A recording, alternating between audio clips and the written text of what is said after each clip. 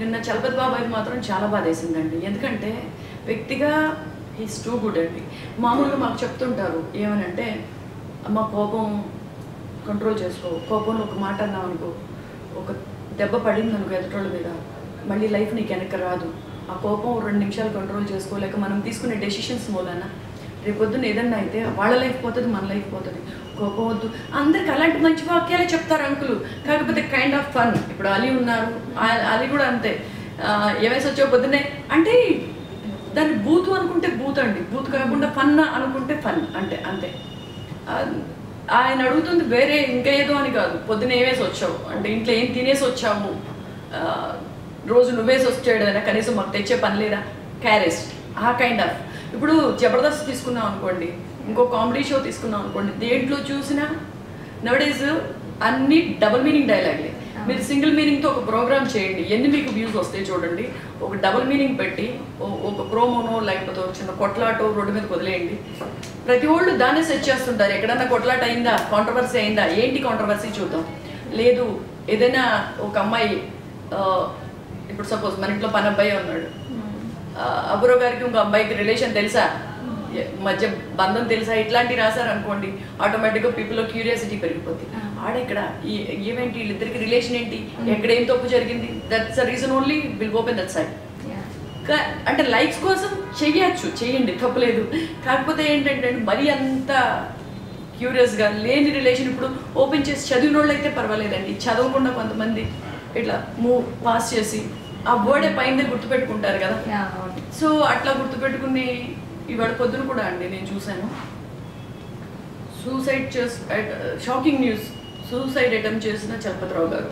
నాకు కళ్ళలో నీళ్ళు వచ్చేసాయండి. ఎందుకంటే బాబాయ్ నాకు తెలిసే అండి, ఇంత ఫిల్మ్ ఇండస్ట్రీ సర్కిల్ ఉంది, ఏ అమ్మాయితో అయినా మిస్బిహేవ్ చేసినట్టున్నా, అంటే ఒక అమ్మాయిని పక్కకి రా అని పిలవడం, లేకపోతే అంటే కాళ్ళు చేతులు పట్టుకుని మిస్బిహేవ్ చేయడం, కైండ్ ఆఫ్ ఎవరు ఇంత ఇండస్ట్రీలో ఒక అమ్మాయితో మీరు అనిపించండి, నేను పడతానండి.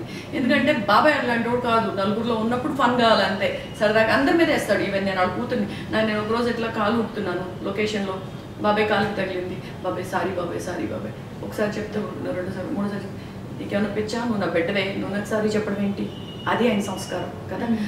అట్లా కాకుండా అండి పక్కన ఆర్టిస్ట్ కూర్చుంటే కూడా ఏంటి దీనికి బాగా బలిసింది మన పక్కన కూర్చుంటుంది అనుకునే ఆర్టిస్టులు ఉన్నారండి మా దాంట్లో. కానీ ఆయన సంస్కారం ఏంటంటే, నువ్వు నా బిడ్డవు, నాన్న తగిలితే ఏంటి, నువ్వు బాధపడు కదా. అండ్ ఎవ్వరు వచ్చి మీరెవరో అన్నోన్ పర్సన్. ఇప్పుడు నేను ఆ రోజు రామకృష్ణ చెప్పాడు వాళ్ళ రిలేటివ్, ఇంకో వ్యక్తి ఆయన పొజిషన్లో ఉంటే అమ్మాయి ఎవరో ఫస్ట్ నన్ను కలవమను, మిగతా డీలింగ్స్ ఏమన్నా మాట్లాడారంటే రికమెండ్ చేస్తారేమోనండి. But uncle didn't say like that. నేను ఎవరో చూడలేదు, నేను ఎవరో తెలీదు, బట్ హీ ఆఫర్ దట్. అలా అండి ఈవెన్ అబ్బాయిలు రానివ్వండి, అమ్మాయిలు రానివ్వండి, చాలామందికి ఆర్టిస్టులకి ఏంటంటే ఆయన ఇప్పుడు సపోజ్ వినాయక్ సార్ సినిమా చేస్తున్నారు, వినాయక్ సార్ బాబాయ్కి క్లోజ్, అప్పుడు ఏం చెప్తారు, వినాయక్ మీరు ఏదో సినిమా చేస్తున్నారు కదా, అందులో క్యారెక్టర్ ఉంటున్నారు, ఈ పిల్లోడు వచ్చాడు వాడికి ఇవ్వండి అని, చాలా అంటే ఇవ్వండి అని కమాండింగ్గా కాదు, ఒకసారి చూడండి. సో ఆయన వేళ ఆయన చెప్పండి, 10 మందికి అన్నం పెట్టిన వ్యక్తేనండి ఆయన. ఇవాళ ప్రతి ఓళ్ళు ఆయన గురించి నోటుకొచ్చేసినట్టు మాట్లాడుకుంటూ, ఎట్లా అంటే ఆయన బాయ్కాట్ చేసేయండి, ఆయన రోడ్ల మీద నుంచి తరిమేయండి అంటే హీస్ నాట్ ఏ టెర్రరిస్ట్ అండి. అది చాలా ఎంత బాధ వేస్తుందంటే పొద్దున్న అది చూడగానే బాబాయ్ దేనికి హర్ట్ అయిపోయారు, ఎందుకు ఇలా చేసేసి 2 నిమిషాలు అయితే నాకు 2 డ్రాప్స్ వచ్చేసినాయి కళ్ళల్లోంచి అండి ఆ న్యూస్. అంటే దాన్ని అంత భయంకరంగా ఎందుకండి ఇప్పుడు ఇష్యూ జరుగుతుంది అంటే మీడియా మనకి కావాలండి, మీడియా లేకపోతే మేము లేవు. మీడియా మంచిగా చూపిస్తారు మమ్మల్ని, సమ్టైమ్స్ కొన్ని వ్యూస్ కోసం బ్యాడ్గా చూపించవచ్చు, వాట్ ఎవర్ చూపిస్తున్నారు. కాకపోతే నిజం ఉన్నదాన్ని 10 సార్లు వేసి చూపించండి, ప్రాబ్లం లేదు. నిజం లేని దానికి మసేసి ఇది ఇట్లా, ఈ అమ్మాయి ఇట్లా పలానా. ఇంకొకటి అండి మాట్లాడతాను, బాబాయ్ అన్నది నేను ఒప్పుకుంటా, తప్పే 100%. నా ఇంట్లో ఆడపిల్లలు ఉన్నారు, నేను ఆడపిల్లని, బాబాయ్ మాట్లాడిన మాట 100% తప్పు. మేము బాబాయ్ మంచోడు, బట్ బాబాయ్ మాట్లాడిన తప్పు అక్కడ, ఓకేనా. నేను ఆ రోజు చూస్తున్నానండి, బాబాయ్కి మైక్ ఇవ్వగానే నేను అనుకున్నా, అమ్మా ఇప్పుడు ఎందుకంటే ఈయన ఫన్ కదా లొకేషన్లో, ఈవెన్ ఆలీ గారు కూడా మాట్లాడారు అని చెప్తున్నా అండి, ఇట్స్ కైండ్ ఆఫ్ ఫన్. వాళ్ళు మాట్లాడినప్పుడు 10 మంది నవ్వారు, సో వీఆర్ గివింగ్ హ్యాపీనెస్ అనుకుంటున్నారు తప్పితే అండి. అందులో కూడా అప్పుడెప్పుడు ఇట్లా అంటే మొన్న బాబాయ్ నోట్లోంచి వచ్చిన లాంటి వర్డ్ అయితే రాలేదు. చెప్పాను కదా పొద్దునంటే. ఇప్పుడు బాబాయ్ నన్ను కూడా అంటారు ఏమని, ఒకరోజు నేను వస్తున్న లొకేషన్కి, ఏరా ఎందుకు అట్లా ఎండిపోయి డైటింగ్ చేస్తున్నావా, మొత్తం అన్ని ఎండిపోయినాయి అని అన్నారు. అందరు నవ్వారండి. నాకు తెలుసు మా బాబాయ్ ఏంటి. సో నేను కూతురునే, నేనైతే మామూలుగా బాధపడాలి. కాకపోతే ఏంటి, ఆయన అన్నదేంటి, కళ్ళ పీక్కుపోయినాయి నీకు, ఇప్పుడు హీరోయిన్ వేషాలు వేస్తున్నావా, వేసేది ఆంటీ క్యారెక్టర్లే కదా, నీకెందుకు డైటింగ్, హ్యాపీగా తిను ఉండు. సో తన పిల్ల బయట అమ్మాయిని అనాలి, తన పిల్లని అనకూడదు అనేది ఉండదండి. ఇప్పుడు రవి సార్ వస్తుంటైనా ఏదో ఒకటి ఊరికే సెటైరికల్గా, అది ఫన్ కోసం అంతే. ఇన్ని రోజులండి ఎంతోమంది ఆయన చుట్టూ ఉన్నారు, పెద్దోళ్ళు డైరెక్టర్లు ఉన్నారు, ప్రొడ్యూసర్స్ ఉన్నారు, ఆర్టిస్టులు ఉన్నారు, ఇంతమంది ఉన్నారు. బాబాయ్ అండి ప్రతి ఒక్కళ్ళు, చిన్నోళ్ళు పెద్దోళ్ళు అందరూ వచ్చి చలబాయ్ బాబాయ్ అనే పిలుస్తారు. ఆడవాళ్ళు కానీ మగవాళ్ళు కానీ ఎవరైనా అండి. ఆయనకు అట్లాంటి ఒక బ్రిడ్జ్ పెట్టుకున్నాడు ఆయన. అంతలాగా మంచి రిలేషన్ పెట్టుకున్న ఆయన్ని ఇవాళ వచ్చి ఒక్క మాట నోరు జారాడండి. తప్పే, మేమే తప్పు అని చెప్తున్నాం, తప్పు కాదు అని మేము వాదించట్లేదు. వచ్చింది కాకపోతే ఆయన అన్నప్పుడు కనీసం ఈ సోకాల్డ్ ఇంత పెద్ద మనుషులు ఉన్నారండి సొసైటీలో, ఆయన చుట్టూ కూర్చుని ఆయన జోకులు వేసినప్పుడు నవ్విన పెద్ద మనుషులు ఒక్కళ్ళన్నా వచ్చి చెప్పొచ్చు కదండి ఆయన సెన్స్ అది కాదు. మా ఆంటీ పోతే అండి, చలపతిరావు బాబాయ్ వాళ్ళ వైఫ్ పోతే ఆయన మళ్ళీ పెళ్లి చేసుకోలేదు. ఆ పిల్లల్ని ఆయనే పెంచాడు, ఆ పిల్లల కోసమే ఉన్నాడు. అంటే వ్యక్తి నిజంగా చెడ్డోడు అనుకోండి, మీరు ఏదన్నా మాట్లాడండి మేము కూడా పడతాం. ఎందుకంటే ఏదో తాగుతాడు రౌడీ చెట్టు రోజు మాట్లాడతాడంట అంటే మేమే చెప్తాం బాయ్కాట్ చేసేయండి అండి. కానీ అండి ఆయనకు ఒక 70 ఏళ్ళ వయసు ఉంది, 50 ఏళ్ళ నుంచి సినిమా ఇండస్ట్రీలో ఉన్నారు. ఎవరిని అడగండి పోయినా ఆయన వ్యక్తిగా చెడ్డోడు అంటే మీరు డెసిషన్స్ మీరు తీసుకోవచ్చు. ఓ మంచి వ్యక్తి. బట్ అది అండి ఒకటి సంతోషపడే విషయం ఏంటంటే శివాజీ రాజా గారు చెప్పారు, బాబాయ్ మాకు అన్నీ మంచి, నేను చెప్పాను చూసారండి, కోపం కంట్రోల్ చేసుకోమ్మా, వద్దు, మంచి విషయాలే చెప్తాడు. ఇప్పుడు ఇలా అమ్మాయిలు ఉన్నప్పుడు జోకులు వేస్తారు కదా, అదే మనం పక్కన కూర్చుంటాం. సపోజ్ నువ్వు వచ్చావు ఏదో కొత్త బాబాయ్ ఏంటి అంటే కైండ్ ఆఫ్ ఎవరి నుంచి వచ్చావు, మంచి తలతల్లాడుతున్నావు అంటే కొంచెం కలర్ఫుల్గా ఉన్నావు అట్లా అన్నారు అనుకోండి, మనం ఏమనుకుంటాం ఏంటబ్బా ఈయన ఇలా అనేసాడు అని. ఒక పావు గంట తర్వాత ఆయన పక్క చేరేసుకుని కూర్చున్నారు, మీరు అందరూ వెళ్ళిపోయారు జనాలు. అప్పుడు ఆయన ఎట్లా మాట్లాడతారు తెలుసా నీకు, నన్ను ఎవరు రా, ఎక్కడి నుంచి వచ్చామన్నా, ఏం చదువుకుని, జాగ్రత్త జీవితాన్ని మంచిగా ప్లాన్ చేసుకో, అంటే మీకు తెలియని ఏజ్లో ఏమన్నా తప్పులు చేస్తే రేపు పొద్దున లైఫ్లో అన్నిటికీ మూల్యం చెల్లించుకోవాలి, మీకు పేరెంట్స్ ఉంటారు బ్యాక్.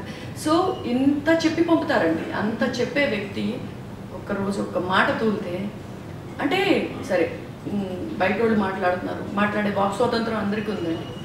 ఆయన అన్నారు, అన్న దాంట్లో తప్పు ఉంది, మీది తప్పు అండి అని నిలదీసే అర్హత అందరికీ ఉంటుంది.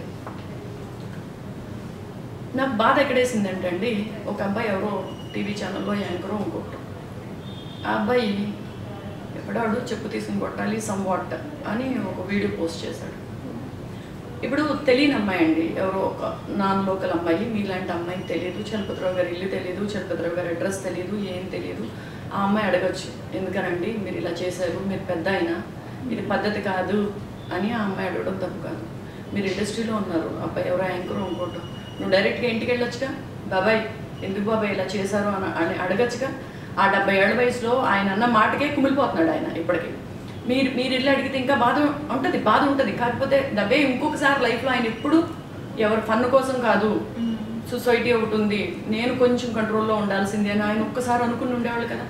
కాకుండా ఎవడకాడు హీరో అయిపోవడం కోసం యూట్యూబ్లో ఒకటి పెట్టి సెల్ఫీ వీడియోలు తీసుకుని చెప్పులు పెట్టి కొట్టేస్తాము, అవి పెట్టి కొట్టేస్తాము అంటే వచ్చి కొట్టమనండి కొన్ని. అంటే వాక్ స్వాతంత్రం ఉందని నోటుకు వచ్చినట్టు మాట్లాడేస్తారు అందరూ. ఇంకొక ఆమె అండి, ఎవరు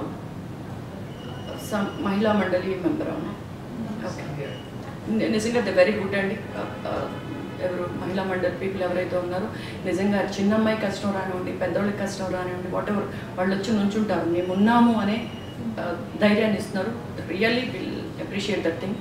బట్ అందులో ఒక పెద్ద ఉన్నారండి, బాబాయ్ అన్నారు, అన్నదాన్ని మేము వెనక తీయం అన్నారు. ఆయన టీవీ9కి వచ్చారు, క్షమాపణ చెప్పారు. క్షమాపణ చెప్పను, మీ చేతనైన చేసుకోండి అని బాబాయ్ అన్నారు అనుకోండి, నోటికి వచ్చింది తిట్టండి. మేము కూడా అంటాం, తప్పు చేసి క్షమాపణ చెప్పడేంటి, వాడిని పనిష్ చేయాలనేది ఫీలింగ్ మనకు ఉంటుంది.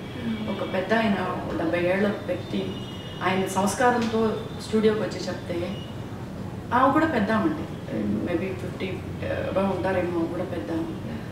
ఎవడండి ఆడు గాడిద అది ఇది అట్లా తిట్టేస్తున్నారు. ఇప్పుడు ఆయన ఒక్క మాట జారబట్టే కదండి మీలాంటి వాళ్ళందరితో ఇలా వేలెత్తి చూపించుకునే పొజిషన్కి వచ్చాడు ఆయన. అలాంటప్పుడు మీరు గాడిదాన్ని తిట్టేంత అర్హత మీకుందా అండి? మీరు అడగండి, మీరు క్వశ్చన్ చేయండి. మీరు అన్నారు కదా ఎందుకండి మీరు ఇట్లా చేశారు పెద్ద అయినా, మీరు తప్పు అని అడగండి. లేదు మీరు కేసు పెట్టడానికి వెళ్ళారు, పెట్టండి. ఎందుకనంటే మా అంకుల్ కూడా అవ్వాలి. ఇంకొకసారి ఇప్పుడు జనాల కోసం ఆలోచించుకోండి. ఈసారి నుంచి ఆయన కోసం ఆయన బతుకుతాడు. ఓకేనా? వెళ్ళారు.